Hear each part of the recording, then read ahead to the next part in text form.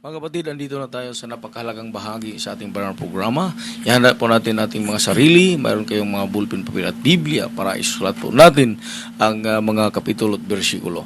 At andito na tayo mga kapatid, ibigay po natin ang buong pagkakataon, our beloved ordained preacher, Kuya Richard Abad. Praise the Lord, God bless you sa ating beloved co-preacher, Brother Perfect Ias. Puri po ating mahal na Panginoong minamahal. At mabati po kami sa inyo ng magandang gabi sa pangalan nating pinakamamahal na Panginoon sa Kristo. At ang pinakamataas po na papuri, pagluwalhati ay tangis sa ating pinakamamahal na Panginoon sa Kristo po lamang, ating buhay at mapagpalang Diyos, mga minamahal. Praise the Lord. Gayon din po, pinapawat po natin ang dobling panggalan sa ating dearly beloved noble evangelist, Wildy Estrada Almeda, the entire prophet of a loving God. At gayon din po, minamahal pag-alaala sa mga banal na turo, aral, na iniwan po sa atin ating dearly beloved Noble Assistant Pastor Linus Almeda, dobling paggalang po sa ating beloved Mama Dear, at sa kanilang minamahal ng mga anak, beloved Almeda children, children-in-law, at mga grandchildren po, ating beloved parents, the Lord, the whole Almeda family, we give double honor. Magandang gabi po mga minamahal sa lahat po ng mga sumusubaybay ng Jesus Miracle Hour dito po sa dako ng Cebu, mga minamahal, Cebu Outstation, through live streaming, mga minamahal. Magandang gabi po sa inyong lahat, sa ating minamahal, mga kapatiran sa iba't ibang dako po ng ating bansa, maging sa ibang dagat. Magandang gabi po sa lahat ng ating mga bago lang po naka-tune in, nakapanood, minamahal, ng programang ito, na may makapiling po namin kayo sa ilang mga saglit pa, minamahal, upang kayo pagpalain ating makimahal na Panginoon. Bago po tayo magpatuloy, minamahal, samahan niyo po ako sa panalangin, at ang Diyos pong magpalangin sa kanyang banal na salita. Hallelujah, praise the Lord.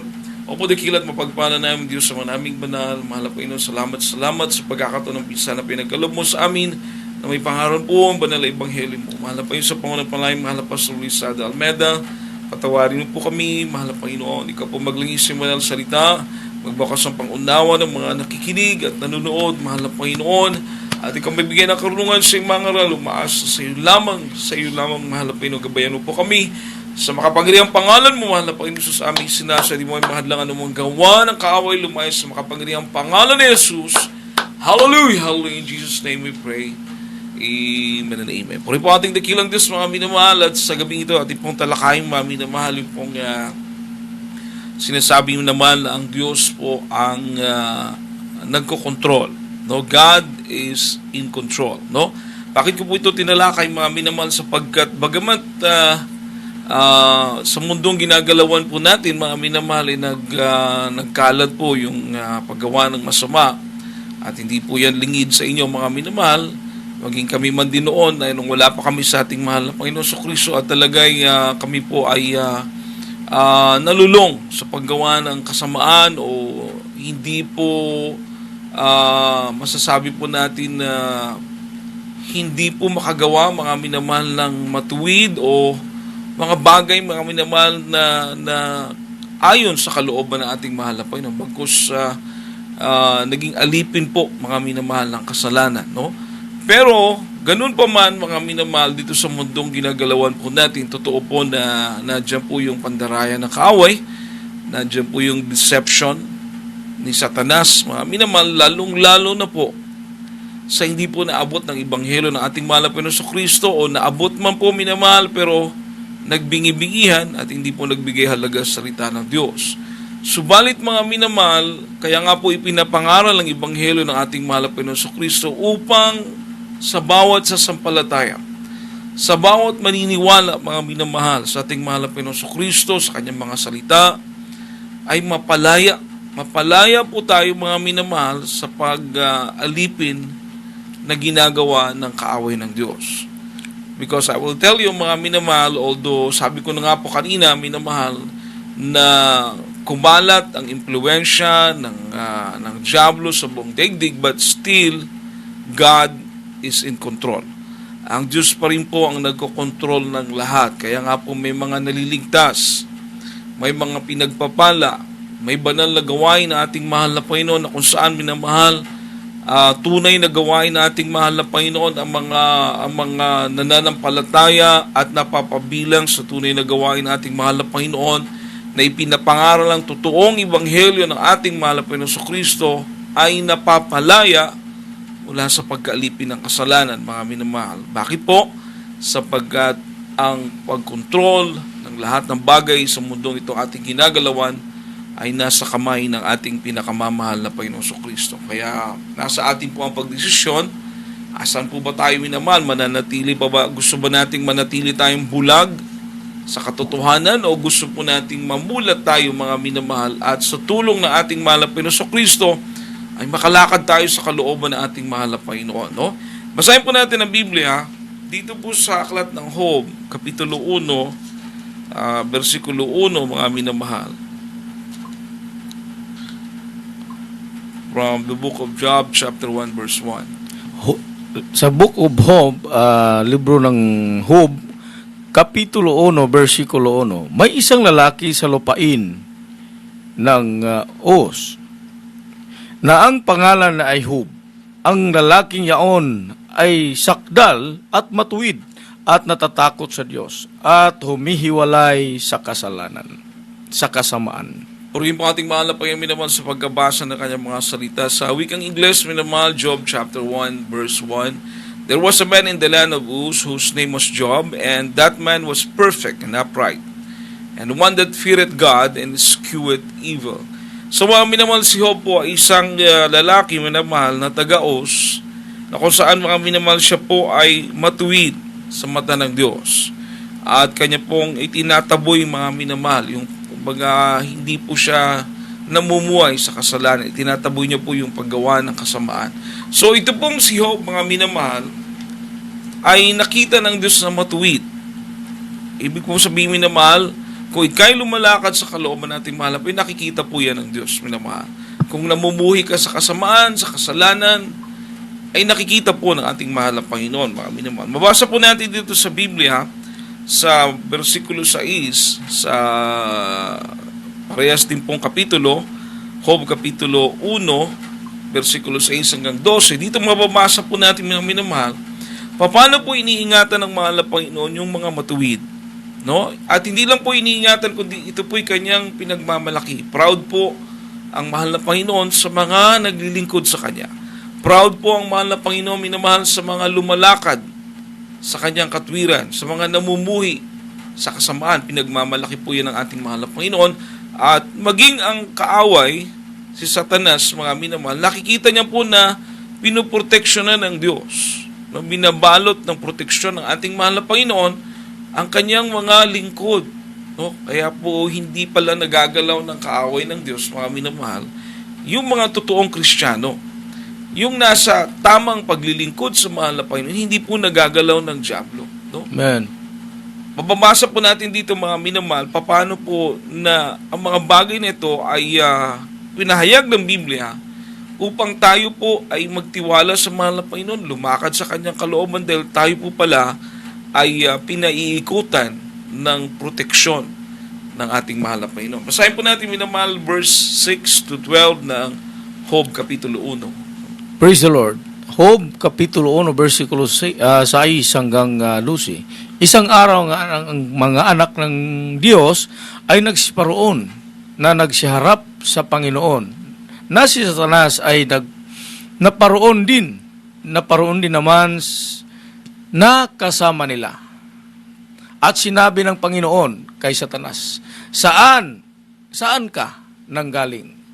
Nang magkagayoy, sumagot si Satanas sa Panginoon at nagsabi, Sa parito sa lupa at pagmamanhik manaog doon. At sinabi ng Panginoon kay Satanas, Iyo bang pinansin ang aking lingkod na si Job? Sapagkat walang gaya niya sa lupa, nasakdal at matuwid na lalaki na natatakot sa Diyos at humihiwalay sa kasamaan. Nang magkagayoy, sumagot si Satanas sa Panginoon at nagsabi, Natatakot ba nang walang kabuluhan si Job sa Diyos?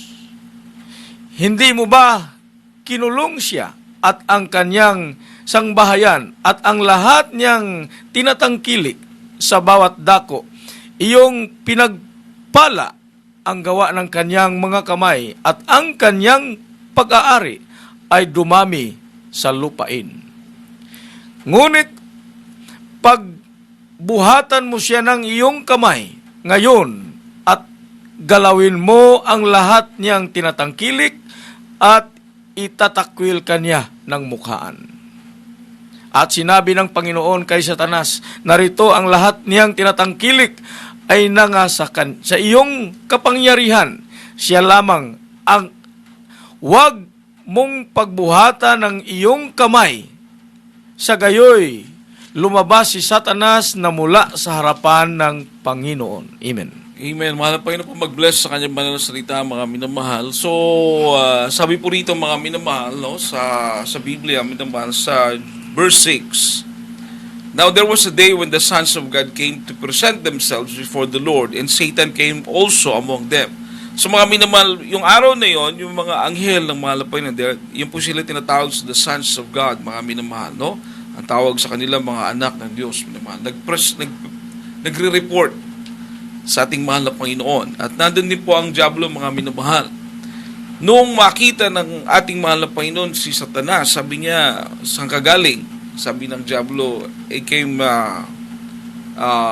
to and fro, up and down, minamahal, umaakyat, minamahal, panaog sa langit, sa lupa, minamahal, no? So ito palang si Satanas, minamahal, nagre-report din kasama ng mga anghel sa harapan ng Diyos.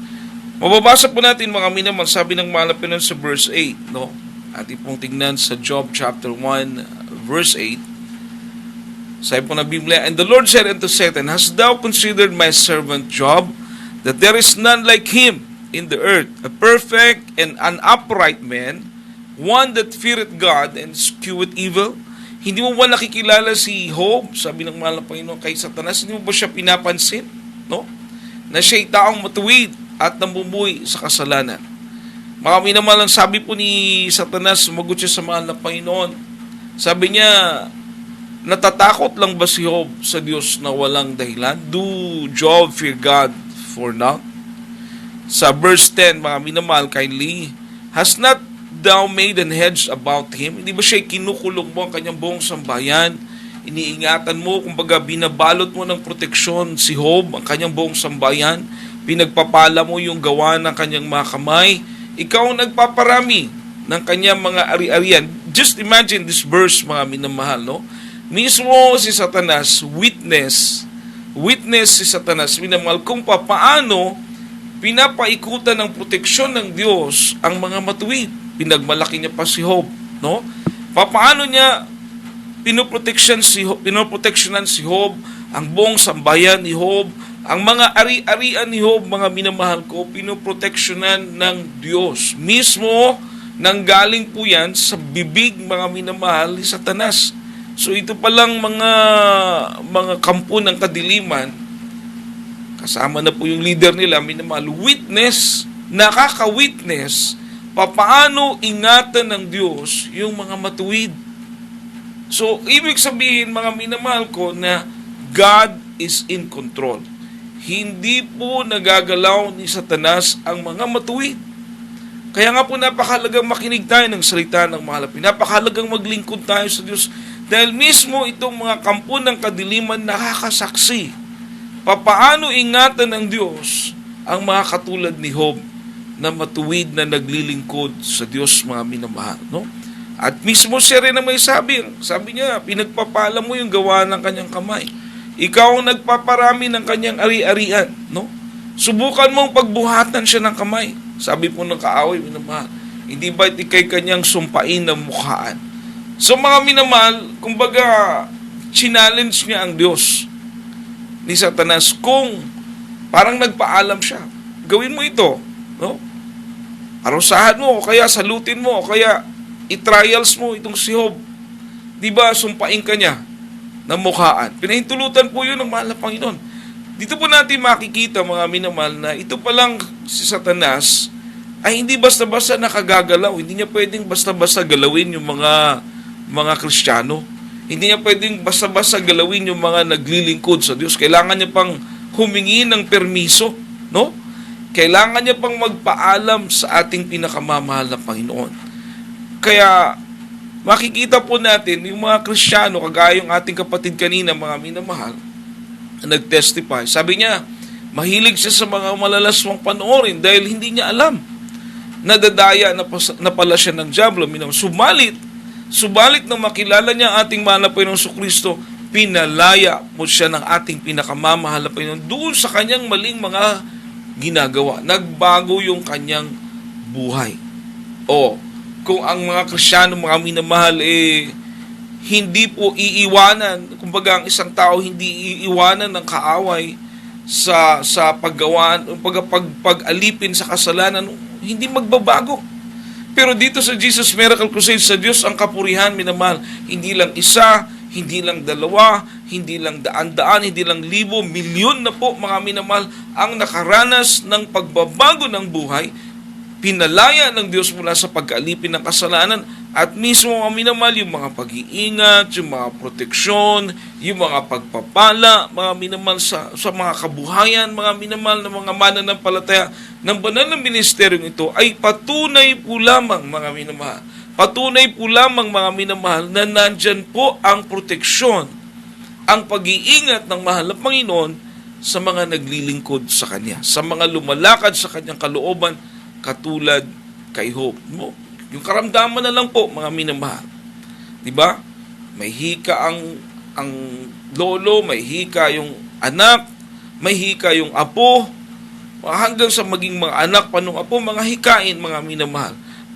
Halos sabay-sabay na nagkakasakit, ospital. Wala pang maayos na kinikita, magbayad pa sa ospital, bibili pa ng gamot. Pero dito sa Jesus Miracle Crusade, mga minamahal, pinagagaling ng ating pinakamamahal na sapagkat yung karamdaman ay bunga ng kasalanan.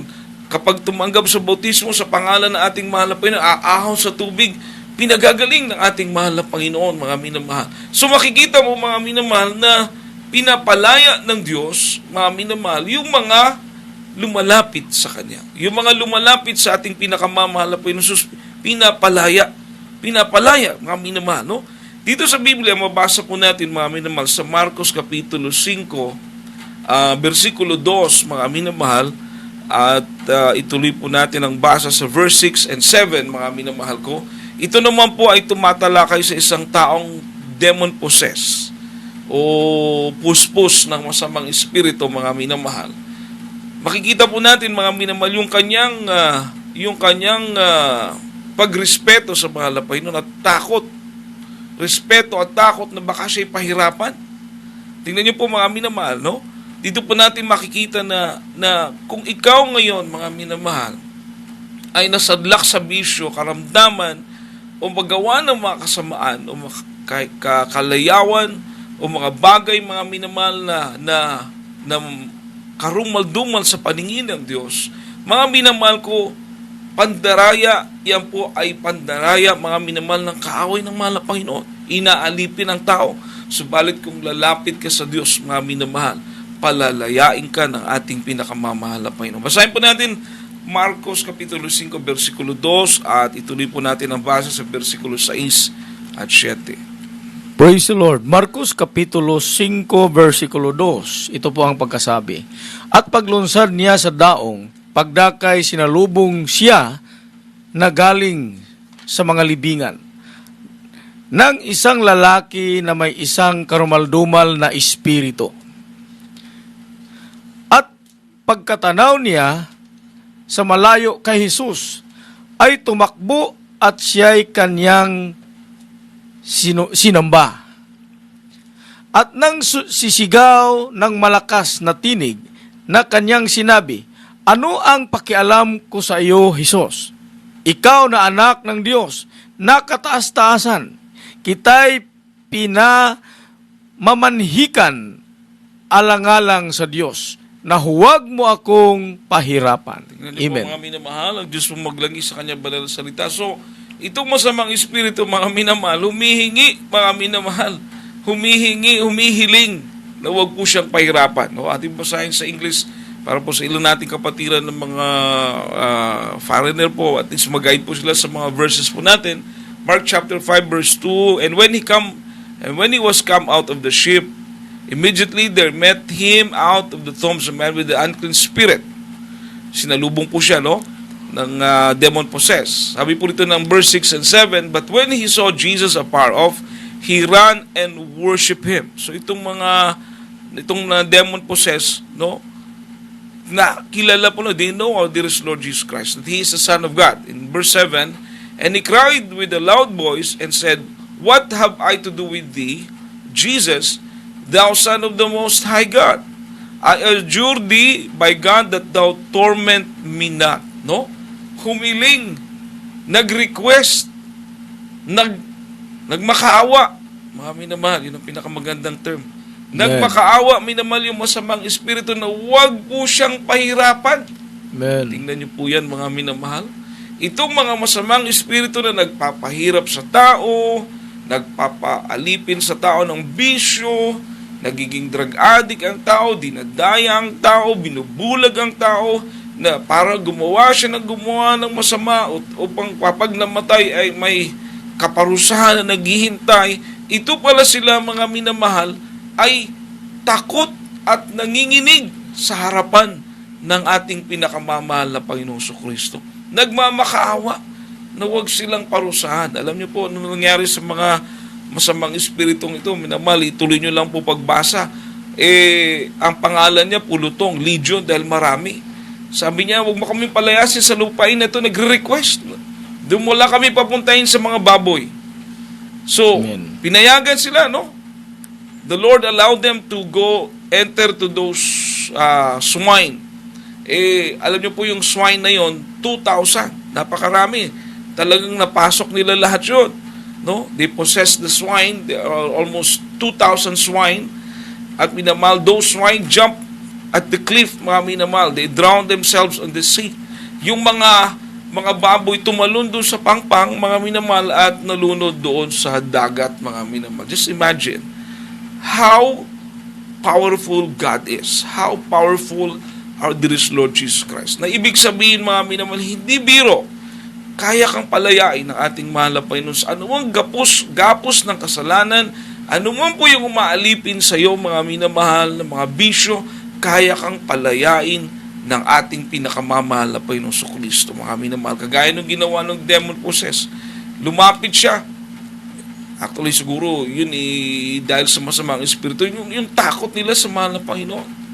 Mga minamahal, napalaya siya. Yung demon possessed, mga minamahal, naging tagasunod na po ng ating mahal na Panginoong Kristo. So, yung pala nangyayari sa tao kapag napapalaya mula sa pang-alipin ng masamang espiritu, pandarayan ng diablong minamahal, ang tao ay mamumulat ang kanyang isipan, maliliwanagan ang kanyang puso at isipan, magkakaroon ng pananampalataya at maglilingkod sa ating pinakamamahal na Panginoon. So ito palang naglilingkod sa mahal na Panginoong Hesus, ito palang naniniwala sa salita ng Diyos, ito palang napalaya sa mga bisyo ng mga Kristiyano, mga minamahal, ay pinalaya ng Diyos. Pinalaya. Ibig sabihin, sa ganang amin, hindi namin ito kaya, subalit dahil sa pagpapalaya na ginawa ng Diyos, mga minamahal, sa aming mga buhay, ito po kami ngayon, pinagpala ng ating pinakamamahal na Panginoong Kristo, mga minamahal. No? Nagdagan po natin, mga minamahal, sa 2 Korinto 3:17, mga minamahal, from the book of 2 Corinthians 3:17. Ikalawang Korinto, Kapitulo 3, versikulo 17. Ngayon ang Panginoon ay siyang Espiritu. At kung saan naroroon ang Espiritu ng Panginoon, doon ay may kalayaan. Amen. Amen. 2 Corinthians 3:17, now the Lord is that Spirit. It is the Lord Jesus Christ is that Spirit because He's God. And where the Spirit of the Lord is, there is liberty. Ang Panginoon ang siyang Espiritu, at kung nasaan ang Espiritu ng ating mahal na Panginoon, mga minamahal ko, ay may kalayaan. Amen. Imagine, minamahal, kaharap ng demon possessed ang ating mahal na Panginoon, yung glory, yung power, yung kapangyarihan na nandun, mga minamahal, yung presensya ng pagka-Diyos nandun. Kaya nangingilabot ang masamang espiritu. Kaya kung ikay lalapit sa mahal na Panginoon, mangingilabot ang diablo. Matatakot, mga minamahal. Lalayas, palalayain ka. So, ibig sabihin, mga minamahal, kapag naranasan mo yan, kapag ma-experience mo yan, ikaw po ay nasa tunay na gawain ng ating pinakamamahal na Panginoon. Dahil dyan lang naman nangingilabot ang kaaway ng Diyos. Dyan lang nangingilabot ang diablo, minamahal, kapag nandyan ang presensya ng Diyos. Kaya pag-aralan niyo pong maigi, mga minamahal, ang mga binabanggit namin dito, mga minamahal, sapagkat hindi po ito biro. Once, kapag sa buong buhay mo, alipin ka ng kadiliman, alipin ka ng diablo sa buong buhay mo, bisyoso, magulo, walang kapayapaan. Sad to say, mga minamahal, sapagkat yun ang kanilang pandarayang gagawin sa tao upang maisama nila sa kapahamakan, na dapat sila lang ang itapon sa impyerno. Itong mga masamang espiritu lang po ang dapat itatapon doon. Pero nandadaya sila ng mga tao para isasama nila doon. Pero kung ikaw, mga minamahal, na binubuksan ng Diyos ang iyong isipan, huwag kang magpadaya sa kaaway, mga minamahal, sapagkat kami po ay nagpapatotoo, gumaling ang aming karamdaman dito sa Jesus Miracle Crusade, nagbago ang aming mga buhay, minamahal, nakita namin ang Diyos tumutugon sa panalangin sa banal na gawain ito. Bakit po, mga minamahal? Sapagkat ang sabi ng Biblia, ang Panginoon, ang siyang Espiritu na mananahan sa atin, at kung nasaan ang Espiritu ng mahal na Panginoon, doon ay may kalayaan. Palalayain po tayo ng ating mahal na Panginoon. Hindi ka na maging alipin ni Satanas sa para kang aso na tinalian, gagawin kang drug addict, gagawin kang sugarol, gagawin kang babaero, gagawin kang chismoso, magnanakaw. Pag kinalagan ka ng mahal na Panginoon dahil siyang pananampalataya sa mahal na Panginoon sa Kristo, ikaw'y magiging laya. No? Malaya kang maglingkod sa Diyos, malaya kang magpuri sa mahal na Panginoon, malaya kang mangaral ng salita ng Diyos, malaya kang makagagawa sa kalooban ng mahal na Panginoon. Ang ating mahal na Panginoon, minamahal, ay walang bahid ng kasalanan. Basahin po natin 1 Peter chapter 2 verse 21 to 22. Kahit po unang Pedro kapitulo 2, 21 hanggang 22, mga minamahal. Amen. Praise the Lord. Dito po sa unang Pedro kapitulo 2, versikulo 22 hanggang 22. Ito po ang pagkasabi. Sapagkat sa ganitong bagay, kayo'y tinawag sapagkat si Kristo man ay nagbata dahil sa inyo, na kayo'y iniwanan ng halimbawa upang kayo'y magsisunod sa mga hakbang niya. 22. Na siya'y hindi nagkasala o kinasumpungan man ng daya ang kanyang bibig. So, Amen. mga minamahal, ating mahal na Panginoon, ang kanyang purpose, nag-set siya ng halimbawa, buhay matuwid, di po ba? Mahal na Panginoon, mga minamahal, gumawa ng mabuti, nangaral ng mabuti, mga bagay na ikabubuti ng tao. Yes, nandun yung pagsaway niya sa kasamaan, sa kasalanan, sapagkat ayaw niyang ang tao ay manatili sa kasalanan. Subalit sa mga lumalapit sa mahal na Panginoon, sila po ay pinagpapala at pinalalaya ng Amen. ating mahal na Panginoon. Kita niyo po, mga minamahal, dahil sa Kanya ay walang bahid ng kasalanan. Ating pong last verse, mga minamahal, 2 Corinthians chapter 6, 2 Korinto kapitulo 6, 18 hanggang 20, mga minamahal. Ikalawang Korinto, kapitulo 6, versikulo 18 hanggang 20. 20. Ito po ang pagkasabi. At ako sa inyo magiging ama, at sa akin kayo'y magiging mga anak na lalaki at babae. Sabi ng Panginoon, makapangyarihan sa lahat. 1 Corinthians po, mga minamahal. Sorry ha. 1 Corinthians chapter 6, verse 18 to 20.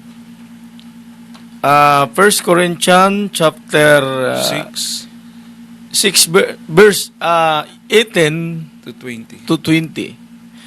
Magsitakas kayo sa pakikiapid sa lahat ng kasalanan gawin ng mga tao at sa labas ng katawan. Ngunit ang gumagawa ng pakikiapid ay nagkakasala laban sa kanyang sariling katawan. O, hindi ba ganinyo nalalaman na ang inyong katawan ay templo ng Espiritu Santo na nasa inyo, na tinanggap ninyo sa Diyos at hindi kayo sa inyong sarili. Sapagkat kayo'y binili sa halaga ng luwalhatiin ang inyong ng ninyo ng inyong katawan ang Diyos. Amen. Amen. Ating Praise the mahal Lord. mga minamahal. So sabi ng Biblia na flee fornication. Tayo pong iwasan, layuan itong pakikiapid. Amen. Kayo po'y nagkakaroon ng mga intercourse sa hindi nyo asawa, hindi nyo kabiyak mga minamahal, no? Kumbaga, hindi mo asawa, may namahal. Pinagbabawal po na ating mahal po sapagkat ang dinudumihan mo daw, nagkakasala ka sa iyong sarili, mga minamahal. Amen. At ang ating daw pong katawan ay templo ng banal na Espiritu ng ating mahal na Panginoon, mga minamahal. So, hindi daw po ito atin. Ibig sabihin, mga minamahal, ang ating katawan, we are created to be the temple of the Holy Ghost. Nilikha ka pala, nilikha ako ng mahal na Panginoon, ikaw at ako, nilikha ng Diyos tayo para maging templo ng banal na Espiritu ng Diyos. At doon sa krus sa Kalbaryo, minamahal, binili tayo ng ating mahal na Panginoon upang maging pag-aari ng Diyos. So that kapag tayo po ay pagharian na ng Espiritu ng mahal na Panginoon, sa katawan natin ito, sa buhay natin ito, luwalhatiin natin ang Diyos. That in this life, in this vessel, in this temple of the Holy Ghost, we may glorify God. Hindi po gagawa ng kasalanan, kundi sa katawan na ito, sa buhay na ito, luwalhatiin natin ang Diyos. Puri nating mahal na Panginoon, minamahal, tanging ating mahal na Panginoon, ating kailangan na mag-control sa ating mga buhay. We need Christ to be our personal Savior so that He will take control of our lives. For without our dearest Lord Jesus Christ, we can do nothing, mga minamahal. Puri nating mahal na Panginoon, meron pang 4 na reglamento na kaligtasan. Una, pananampalataya. Pangalawa, pagsisisi. Must believe that God exists. And then, repentance, godly repentance, makadiyos na pagsisisi. Lalapit tayo sa mahal na Panginoon upang tayo patawarin, maglilingkod sa Diyos, upang ang kapangyarihan ng mahal na Panginoon ang babalot sa atin na makalakad tayo sa katwiran ng Diyos. Sapagat kung wala ang mahal na Panginoon, hindi natin kayang lumakad sa matuwid na landas o matuwid na pamumuhay dahil wala tayong kapangyarihan. Pero kung ang Diyos ay nasa atin, ang Diyos ang gagabay po sa atin, mga minamahal. And then magpabautismo tayo sa pangalan nating mahal na Panginoon sa Kristo para sa kapagpapatawad ng ating mga kasalanan. At lastly, ang bautismo sa Espiritu Santo, mga minamahal, na ang Diyos ang magbibigay po niyan. Kaya sa gabi ito, tayo po yung manalangin. Sumunod po kayo, maaaring ipikit niyo po ang inyong mga mata at itaas niyo po ang kamay sa ating mahal na Panginoon. Sumunod po kayo sa maikling panalangin ito. Sabihin niyo po, mahal na Panginoon, mahal na Panginoon, salamat sa Ebanghelyo na aking napakinggan. Aking dalangin, mahal na Panginoon, may tanim sa aking puso at isipan ng iyong banal na salita. Diyos, isa po ako makasalanan. Mahabag ka sa akin, mahal na Panginoon. Patawarin mo po ako. Linisin mo po ang aking puso na marami sa kasalanan sa magitan ng banal na dugo na umagos sa krus sa Kalbaryo.